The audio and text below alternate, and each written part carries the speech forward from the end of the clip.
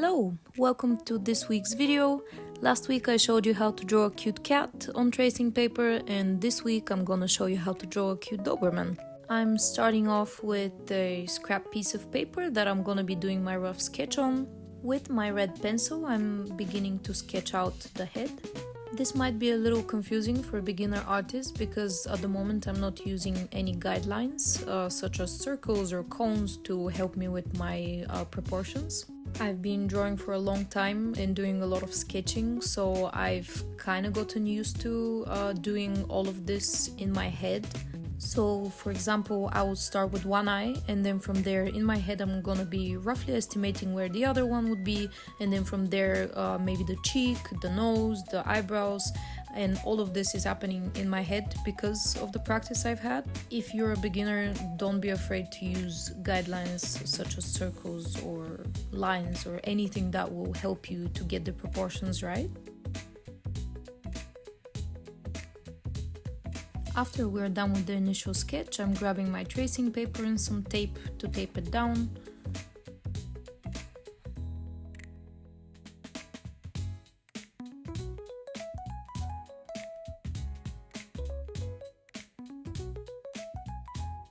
And I'm moving on to defining my sketch with the regular pencil.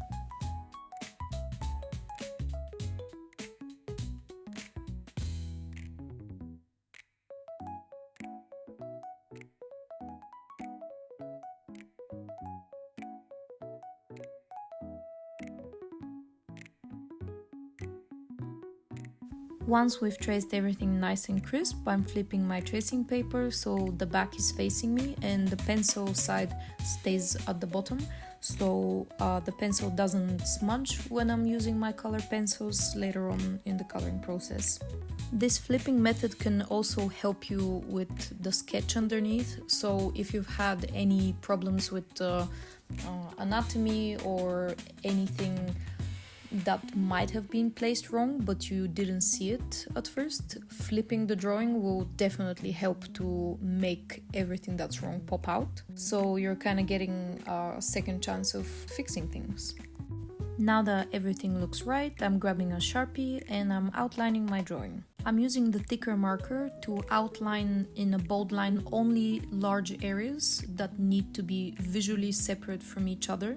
So I'm gonna be avoiding outlining smaller areas like little hairs or the inside of the eyes with the thick marker, because it will make it look a little too suffocated. For all the other smaller details, I'm using a fine liner, which creates a very nice line weight difference, and it makes the drawing very visually interesting to look at. Now for the fun part, I'm grabbing my Prismacolor pencils.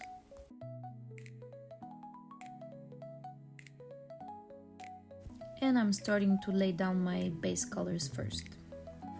As you might have noticed, I'm starting with purples and blues.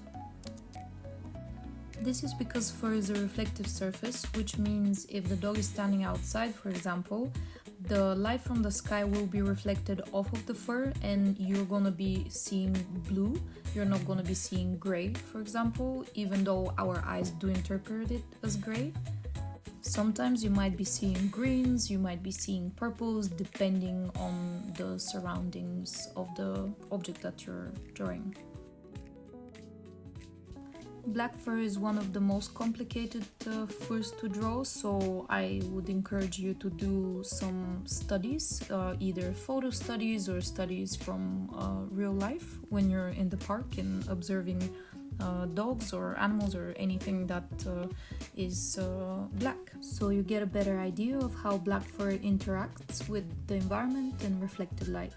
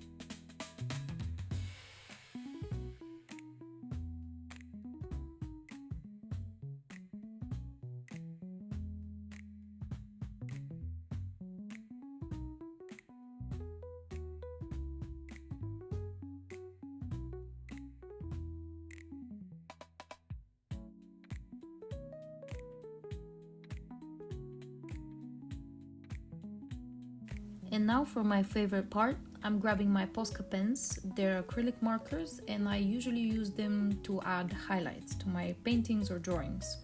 Highlights are my favorite part because they really bring the whole drawing together and they really make it pop.